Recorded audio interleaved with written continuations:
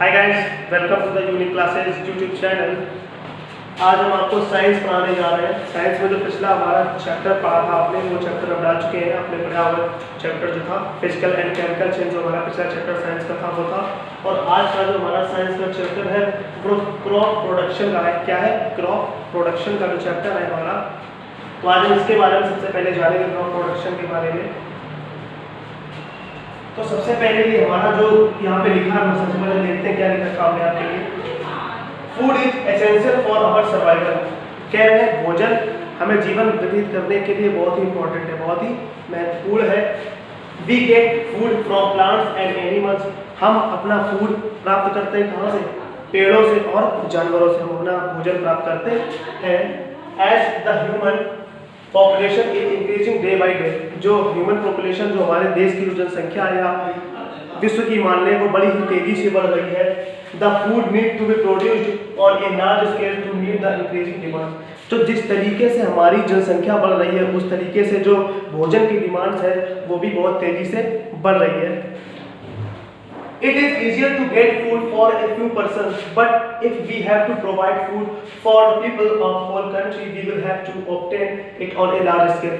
कह रहे हैं बहुत से लोगों के लिए भोजन प्राप्त करना बहुत ही आसान बात होती है। लिखा है It is easier to get food for a few persons. कुछ लोगों के लिए भोजन प्राप्त करना बहुत ही आसान है, but if we have, अगर हमें if we have to provide food, अगर हमें प्रदान करना पड़े या उपलब्ध कराना पड़े food for the people of our country, हमें अपने पूरे देश के लिए अगर खाना पर्याप्त कराना पड़े, पर्याप्त खाना में लगना पड़े कि ना पूरे अपने जो देश सबको प्रोवाइड कराना पड़े, we will have to obtain it non large scale. तो हमें बहुत ही भारी मात्रा में भोजन इकट्ठा करना पड़ेगा, क्योंकि जिस हिसाब से जनसंख्या बढ़ रही है उसी हिसाब से हमें अपने भोजन को इकट्ठा करना पड़ेगा। अच्छा, सबसे पहले हम बात क्या करते हैं कि भोजन को इकट्ठा करने का हमें भोजन मिलता कहाँ से।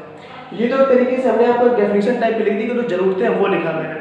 भोजन में मिलता कहाँ से? भोजन में मिलता है पेड़ पौधों से। यहाँ भी लिखा है पेड़ पौधों से मिलता है, जानवरों से मिलता है। पेड़ पौधे अपने भोजन कहाँ से प्राप्त करते हैं? पेड़ पौधे अपने भोजन कहाँ से प्राप्त करते हैं? प्रकाश संश्लेषण के द्वारा, फोटोसिंथेसिस के द्वारा अपना भोजन प्राप्त करते हैं। पेड़ पौधे और जो जानवर है ना, ये हमारे लिए बहुत महत्वपूर्ण, क्योंकि इनसे हम अपना भोजन प्राप्त करते हैं। अगर ये ना हो तो शायद हम अपना भोजन प्राप्त ना कर पाए। अच्छा, एक चीज़ और समझते हैं कि जो पेड़ पौधे और भोजन हम प्राप्त करते हैं कैसे, होता क्या है, कैसे। तो इन सब के लिए हमें क्या करनी पड़ती है? एग्रीकल्चर, मतलब खेती किसानी करनी पड़ती है, बीज बोना पड़ता है इनको सब कुछ पूरा करने के लिए, है ना। तो ये जो एग्रीकल्चर का आइडिया था, ये आइडिया आया कहाँ से? हम जानते हैं क्या होता था कि बहुत समय पहले की बात, जब आदि मानव यहाँ रहा करते थे, आदि मानव रहा करते थे, तो वो जंगली हुआ करते थे। कैसे हुआ करते थे? जंगली हुआ करते थे। पता था नहीं कि खाना कैसे प्राप्त करें, पता था नहीं उन्हें कुछ। तो जो आदि मानव तो भोजन कैसे प्राप्त करते थे, उन्हें ये पता नहीं था कैसे खेती करना, कैसे क्या करना है। क्या करते थे? पेड़ पौधों को पत्तियां खाते थे, पेड़ पौधों को पत्तियां खाते थे और जानवरों को मांस खाया करते थे। मतलब जो जंगली पेड़ पौधे थे उनको खाया करते थे, घास खाया करते थे, पत्तियां खाया करते थे, फलों को खाया करते थे, जंगल में मिलते हैं, है ना। और जानवरों को मार कर खाया करते थे, लेकिन उन्हें ये नहीं पता था कि भोजन कैसे मिलता है। लेकिन धीरे धीरे उन्होंने ये प्राप्त किया, धीरे धीरे उन्होंने क्या जाना, कोई बीज होगा, मिला, बीज पौधे में कन्वर्ट हुआ, फिर उससे फल गिरे। तो उन्हें ये पता चला कि नहीं, बीज बोने से हमें फल मिलता है या हमें खाना मिल सकता है। फिर उन्होंने धीरे धीरे उनको ये ज्ञात हुआ कि नहीं, अब जो हमारे जो पौधे होते हैं, बीज से जो पौधे मिलते हैं, उनको प्राप्त करने के लिए हमें जो वो उगते हैं तो उनको पानी की बहुत बड़ी आवश्यकता होती है, बिना पानी के तो पौधे उग नहीं सकते। तो उन्होंने क्या किया, वो नदियों के किनारे रहने लगे, नदियों झीलों के किनारे रहने लगे, जहाँ पानी बहुत आसानी से मिल जाता था। तो जहाँ पानी बहुत आसानी से मिल जाता था तो इसीलिए वहाँ रहने लगे। तो उन्हें पता चल गया कि कैसे खेती किसानी की जाती है। तो इस तरीके से हम खेती किसानी करने लगे। अब हम जानेंगे खेती किसानी करने के क्या तरीके होते हैं, कैसे सबसे पहले क्या किया जाता है, फिर क्या किया जाता है, आगे भी हम जानेंगे। अब देखते हैं, यहाँ लिखा है the word agriculture is divided into two Latin words. Agriculture होता क्या? एग्रीकल्चर को दो भागों में विभाजित किया गया है। सबसे पहला एग्री मीन फील्ड मतलब खेत। एग्री का मतलब होता है खेत। क्या मतलब होता है? फील्ड मतलब खेत। And culture meaning to cultivate. और कल्चर मीनिंग क्या होता है? कल्टीवेट मतलब क्या होता है? कल्टीवेट करना होता है जुताई बुनाई करना। क्या होता है? जुताई बुनाई करना, उसको बोलते हैं कल्टीवेट, है ना। तो growing plants of food, clothing and other useful products is called agriculture. कह रहे हैं पौधों को उगाना खाने के लिए, हमें अपने पौधों को उगाना खाने के लिए, कपड़ों के लिए और बहुत सी महत्वपूर्ण आवश्यकताओं के लिए हमें जो हम पेड़ों को उगाते हैं, पौधों को उगाते हैं, उनको हम एग्रीकल्चर कहते हैं। क्या कहते हैं? एग्रीकल्चर। तो अब जो हम पढ़ रहे थे, सबसे पहले जो हम एग्रीकल्चर की बात कर रहे थे, सबसे पहले एग्रीकल्चर में जब हम क्रॉप प्रोडक्शन की बात कर रहे हैं, मतलब अनाज उत्पादन की बात करें, तो अनाज उत्पादन करने के लिए सबसे पहले हमारा जो काम होता है वो क्या काम होता है? प्रिपरेशन ऑफ सॉइल, मिट्टी को फसल के लिए उपजाऊ बनाना। मतलब उपजाऊ बनाना कैसे? उसको उसके लिए अनुकूल बनाना। सबसे पहले जुताई की जाती है, फिर बुआई की जाती है, इन तरीके के बहुत से काम होते हैं ना, तो उनके बारे में एक एक करके सबसे पहले जानेंगे। लिखा है the process of loosing and turning the soil is called ploughing. कह रहे the process of loosing and turning the soil is called ploughing. देखो जो कह रहे प्लोविंग कहते हैं, किसे प्लोविंग कैसे कहते? लूजिंग मतलब मुलायम, मिट्टी को जैसे आप देखते होंगे जब खेतों में आपने देखा होगा कि जब हम लोग खेत जोता जाता है, जब जुताई होती है खेतों, तो लूजिंग में मिट्टी जब जोतते हैं तो मिट्टी मुलायम हो जाती है। वही यहाँ कहने का मतलब है लूजिंग एंड टर्निंग, मतलब जो नीचे की अच्छी मिट्टी होती है, जो ऊपर की कड़ी की मिट्टी होती है, टर्निंग मतलब वो आपस में मिक्सचर कर दिया जाता है। मिक्सचर उसी को बोल रहे हैं टर्निंग, टर्निंग करना। उसी को क्या बोलते हैं? प्लोविंग। उसी को हम कहते हैं जुताई करना। क्या बोलते हैं? जुताई करना। उसके बाद लिखा है ploughing is done to facilitate ventilation in soil and make it suitable for the growth of microorganisms and other organisms like earthworm which make the soil fertile। कह रहे हैं खेत जोतते किस लिए? किस लिए जोतते हैं? मिट्टी को make it suitable for the growth of organism, मिट्टी को सुटेबल बनाने के लिए। सुटेबल किस लिए बनाने के लिए? माइक्रो ऑर्गेनिज्म मतलब जीवाणु के लिए, जीवाणुओं के लिए और अलग जीवाणुओं के लिए। मतलब कैसे कि जैसे कि हमारा केचुआ होता है, जब हम खेत जोतते हैं तो इनके लिए ये जो खेत तो मिट्टी मुलायम हो जाती है, तो ये एक जगह से दूसरी जगह जा सकते हैं। तो ये क्या होता है? ये मिट्टी को जो फर्टाइल मतलब मिट्टी को उपजाऊ करने में, आप सब जानते हैं कि हमें बताया भी जाता है कि जो हमारा केचुआ होता है या अर्थवर्म मतलब जिसको केचुआ कहते हैं, ये हमारी फसल के लिए बहुत ही महत्वपूर्ण हिस्सा होता है ना, जो हमारी जमीन को उपजाऊ बनाता है। यही यहाँ पे कह रहे हैं। यहाँ पे लिखा है soil is ploughed with the help of a tool called plough. मिट्टी को जब जोता जाता है कैसे? एक टूल मतलब जिसको हम हल बोलते हैं, कार्ड प्लो, उसको हम हल बोलते हैं, जिससे हम खेत की जुताई करते हैं उसको हम क्या बोलते हैं? हल, है ना। तो लिखा है plough may be made of wood and iron. जो हमारा प्लो मतलब जो हल होता है वो हमारा कुछ लकड़ी के भी बने होते हैं और कुछ हमारे लोहे के भी बने होते हैं। For ploughing of the soil domestic animal. और कुछ लोग क्या करते हैं कि खेत को जोतने के लिए डोमेस्टिक एनिमल पालतू जानवरों का उपयोग करते हैं। जैसे कि आप जानते हैं बैलों का उपयोग किया जाता है, कैमल मतलब ऊंट का उपयोग किया जाता है, आर्यूस्ट, इन सब का यूज किया जाता है इसलिए खेतों की जुताई के लिए। उसके बाद लिखा है नाउ इन बिग फार्म, जो बड़े बड़े फार्म होते हैं वहाँ पे क्या होता है? The tractors are used for ploughing. जहाँ बड़े बड़े फार्म होते हैं, अब वहाँ तो ये सब चीज़ें है नहीं कि आप भाई लकड़ी का हल लेके जाए या लोहे का हल लेके जाए, भाई कितनी देर आप जुताई करेंगे। बड़ा फार्म जो होता है, बड़े फार्म में क्या करते हैं? ट्रैक्टर से जुताई की जाती है। किससे की जाती है? ट्रैक्टर से, क्योंकि ट्रैक्टर हमारे काम को बहुत ही सरल बना देता है और ही जल्दी काम बना देता है। बड़े फार्म में जल्दी काम होता है तो वहाँ पर ट्रैक्टर्स का यूज किया जाता है। उसके बाद लिखा है शोविंग। शोविंग मतलब बोना, बीज को बोना। भाई इतना तो कि हमारा जुताई का काम था, सबसे पहले हमने खेत जोता, जोतने के बाद क्या काम होता है? बुआई का काम होता है ना। तो लिखा है when soil is plowed and leveled, जब मिट्टी को जोत दिया जाता है और लेवल पे कर दिया जाता है, seeds are sown in it, तो बीज उस पे बो जाते हैं। अब देखिए लिखा है before sowing seed, कह रहे हैं बीज बोने से पहले हमें क्या करना चाहिए? सिलेक्शन ऑफ हेल्थी सीड्स, हमें अच्छे बीजों का सिलेक्शन करना चाहिए। It is done by putting seeds in water, तो जो अच्छे बीज होते हैं उनका सिलेक्शन करना चाहिए। और सबसे पहले कह रहे हैं कि जो बीज हो लोग बीज को थोड़ा पहले पानी में रखना चाहिए, उसके बाद बोना चाहिए, है ना। उसके बाद लिखा selection selecting good quality healthy seeds in the next important part of the crop production. कह रहे हैं selecting good and healthy seeds, selecting अच्छे क्वालिटी के अच्छे तरीके के हमें सीड्स लेने चाहिए। काय के लिए? बीज बोने के लिए, क्योंकि अगर अच्छे बीज नहीं होंगे तो फसल अच्छी नहीं होगी। जब अच्छे बीज होंगे, इसीलिए जो हमारा सोविंग का जो ये नेक्स्ट हेडिंग थी हमारी, इसीलिए हम ये कह रहे हैं कि जो सबसे अच्छे बीज होंगे इसी वजह से हमारी फसल अच्छी होगी। तो ये नेक्स्ट पार्ट होता है का क्रॉप प्रोडक्शन का। अब हम बात करते हैं ट्रांसप्लांटेशन की। ट्रांसप्लांटेशन की बात करते हैं। लिखा है it is the process of transferring healthy seeds from the plot, जैसे कि nursery, to the main field. Transplantation is the common in the cultivation of paddy and vegetable. देखो ट्रांसप्लांटेशन होता क्या है? ट्रांसप्लांटेशन का मतलब होता है पहले जो बीज होते हैं उनको नर्सरी में उगाया जाता है। नर्सरी मतलब समझते हैं आप, जहाँ बहुत सारे पेड़ पौधे रखे रहते हैं, अलग से उनको लगाया जाता है। जो पेड़ पौधों को पहले वहाँ उगाया जाता है, जैसे जब पेड़ पौधे उग जाते हैं वहाँ से, तो उगने के बाद उनको जो वहाँ से मेन फीड मतलब जहाँ पे हमें हमेशा के लिए उगाना होता है, जहाँ पे उसकी क्रिया पूर्ण करनी होती है, वहाँ पर जो हम उगाते हैं तो उसको हम ट्रांसप्लांटेशन कहते हैं। और ट्रांसप्लांटेशन जैसे कि आप देख सकते हैं पैडी मतलब धान एंड वेजिटेबल।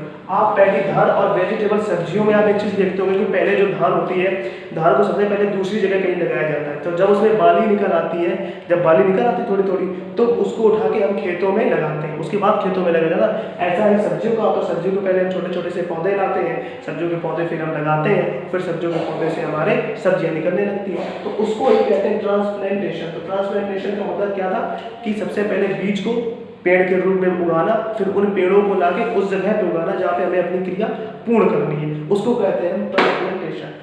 अब हम बात करते हैं वीडिंग। वीडिंग क्या होता है? वीडिंग का मतलब होता है खरपतवार। खरपतवार आप सुन के ही समझ गए होंगे क्या होता है।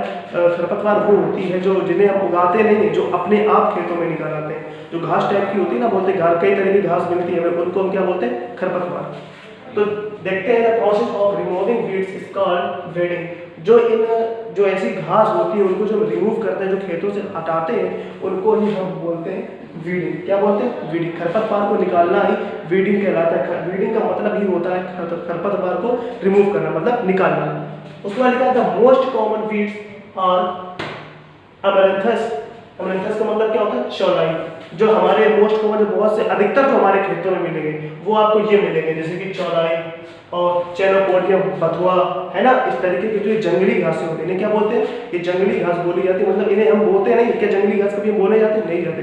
बरसात हुई, पानी पड़ा, वो तो अपने आप फसलों के साथ निकल आते हैं। उसके बाद लिखा है weeds are required to be removed because they compete with the crops plants for their basic needs like water, sunlight, nutrients and space।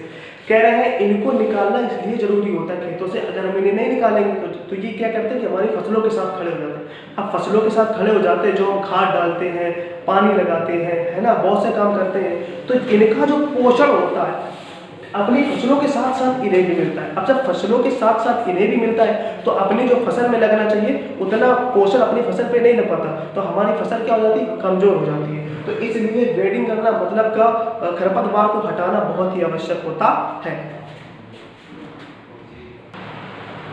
अब हम बात करते हैं मैन्यूर। मैन्यूर का मतलब क्या होता है? खाद डालना।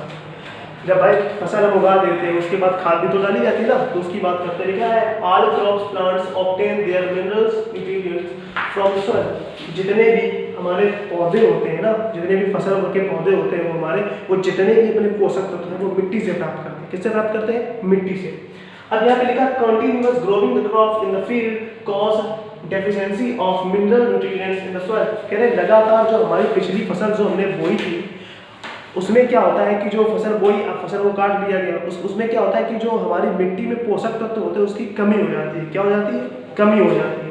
फिर लिखा है so the manure is added to the soil to make up the deficiency of mineral nutrients. इसलिए जो मैन्यूर को होता है, खाद को होता है, वो मिट्टी में मिलाया जाता है। किसमें मिलाया जाता है? मिट्टी में। किस लिए मिलाया जाता है? ताकि जो हमारे पदार्थ हैं, जो पोषक पदार्थ हैं, पोषक तत्व हैं, उनकी कमी पूरी की जा सके, इसलिए उनको मिट्टी में मिलाया जाता है। फिर उसके बाद कह रहे हैं manure is made of waste products. जो मैन्योर होती है वो बनाई कैसे जाती है? जो हमारी खाद होती है कैसे बनाई जाती है? Manure waste product of animals and plants. Waste product होते हैं किनके? एनिमल्स और मतलब जानवरों के और पौधों के जो वेस्ट प्रोडक्ट्स होते हैं, जैसे कि काऊ डंग। काऊ डंग में होता है गाय का गोबर, है ना, काऊ डंग। उसके बाद होता है यूरिन, गाय की यूरिन, है ना। प्लांट्स वेस्ट कैसे क्या होता है? फूल पत्तियां जो होती है, इनका जो मिश्रण होता है, जो गिरे हुए फूल पत्तियां पौधे का जो मिश्रण होता है वो खाद के रूप में खेतों में डाला जाता है ना। एंड सम ऑर्गेनिक वेस्ट, और बहुत से ऑर्गेनिक वेस्ट होते हैं। तो इन तरीकों से हमारी मैन्योर बनाई जाती है। देखो मैन्योर क्या होता है, इसको हम अपने घर पे भी बना सकते हैं, ये घर पे ही बनाई जाती है ना। जो किसान लोग होते हैं वो क्या करते हैं? गोबर का और ये प्लांट्स वेस्ट का इनका इस्तेमाल करके मिट्टी में जो हम देखते हैं गोबर डाला जाता है जब फसल उगने के पहले, जब जुताई होती है, तो इससे क्या होता है? जुताई से पहले जब डाला जाती है खेतों में मिट्टी के साथ मिल जाता है, मिट्टी के साथ मिल जाता है तो हमारी मिट्टी जो है वो उपजाऊ हो जाती है। उसके बाद हम बात करते हैं फर्टिलाइजर्स। फर्टिलाइजर मीन्स होता है उर्वरक, मतलब दोनों का सेम होता है, खाद दोनों होती है, लेकिन दोनों में अंतर क्या होता है अभी मुझे देखते हैं, है ना। लिखा fertiliser is another way of enriching the soil with nutrients. कहता है कि फर्टिलाइजर जो है, खाद है, हमारे जो उर्वरक है, वो एक दूसरा रास्ता है किसके लिए, हमारी मिट्टी तक या हमारी फसलों तक पोषक तत्वों को पहुंचाने का एक दूसरा जरिया माना जाता है। फर्टिलाइजर और मिक्सचर ऑफ केमिकल कंपाउंड्स, जो फर्टिलाइजर है, जो खाद है, वो मिश्रण है किनका, हमारे केमिकल कंपाउंड्स का मिश्रण होता है, जिसमें क्या केमिकल कंपाउंड्स का मिश्रण होता है, जिसमें क्या क्या होता है, नाइट्रोजन होती है, फास्फोरस होती है एंड पोटेशियम, ये सब चीजें उसमें पाई जाती हैं। अब इन सब चीजों को हम घर पे तो मिला नहीं सकते, अब इन सब चीजों को हम घर पे तो मिला नहीं सकते हैं, है ना। तो इनको क्या होता है कि these are made in factories rather than chemical waste. तो ये हमारी क्या होती है, फैक्ट्रीज मतलब कारखानों में पाई जाती हैं। इनको हम एनिमल वेस्ट रादर देन, हम एनिमल वेस्ट को अपने घर पे बना लेते थे, है ना, किसान खुद बना, लेकिन ये घर पे नहीं बना सकते, ये कहाँ बनाई जाती है, फैक्ट्रीज में, ये कारखानों में उत्पादित की जाती है, इनको फैक्ट्री में बनाया जाता है ना। तो क्या आपने पढ़ाया आपको कि इनमें अंतर क्या बताया आपने कि ये हमारे घर पे बन जाती है, और इसका क्या होता है, ये जो हमारे इनमें क्या क्या मिला होता है, मिक्सचर टाइप का होता है, यौगिक पदार्थों का मिक्सचर होता है, मिक्सचर ऑफ केमिकल कंपाउंड्स, किसका मिश्रण होता है, यौगिक पदार्थों का मिश्रण होता है, जिसमें क्या क्या पाया जाता है, नाइट्रोजन, फास्फोरस एंड पोटेशियम। अब सब लोग तो ये घर पे बना नहीं सकते ना, कि सबके पास इतने हमारे पास उपकरण नहीं होते कि जिससे हम इसको बना सके, काम कर सके। तो हम क्या बना सकते हैं, मैन्यूर तो बना सकते हैं, लेकिन जो फर्टिलाइजर्स होती हैं वो हमें मार्केट से परचेज करनी पड़ती है ना, क्योंकि वो फैक्ट्रीज में अवेलेबल कराई जाती है ना। तो आई होप आपको ये टॉपिक समझ में आया होगा। ये जो क्रॉप प्रोडक्शन का टॉपिक है, ये हमारा आज का पार्ट 1 है। ये क्या है हमारा पार्ट 1। नहीं तो आप सोच भी रहे होंगे अरे इतनी जल्दी फसल कैसे हो गई, है ना। अभी तो इरिगेशन का काम बाकी है, सभी सिंचाई होना है, बहुत सी चीज़ें भी होना है। तो इसका जो पार्ट हमारा 1 है, ये हमने आपके लिए आज निकाला, और जो पार्ट 2 हमारा आएगा वो कल आएगा। तब तक के लिए आप इस वीडियो को बार बार देखिएगा। अगर आपको समझ में नहीं आता है तो हमें कमेंट बॉक्स में ज़रूर बताएं, या हमने आपको जो अपना कॉन्टैक्ट नंबर दिया है उस पर हमें जरूर बताएं। आपकी सभी समस्याओं को हल किया जाएगा। तब तक के लिए सुरक्षित रहें। Thank you. जय हिंद।